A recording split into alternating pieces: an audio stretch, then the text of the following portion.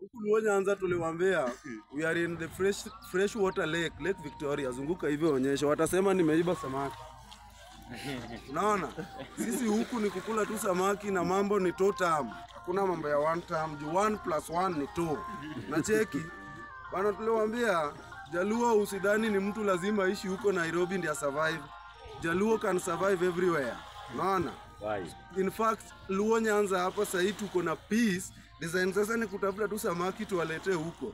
Na hiyo fish company yenye iko Thika, hiyo tunatoa na hii broad based government. Hiyo lazima irudi huku Luo Nyanza. Yezi kuwa sisi tunawapea samaki na nyinyi time ya kura mwezi kutupea kura bwana. Kila mtu akae na kitu yao kwao.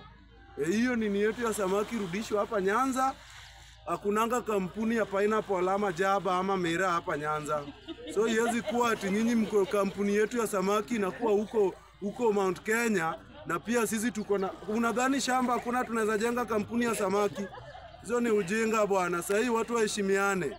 Kama mwezi kutusupport time ya kura tukiwaomba kura, basi msingoje pia sisi tuwaletee chakula. Tit for tat is a fair game. Joluo wang ni nyako mas calculate bwana. Maandamano kwa the wanu wachama mana rej. Aire Mr. DJ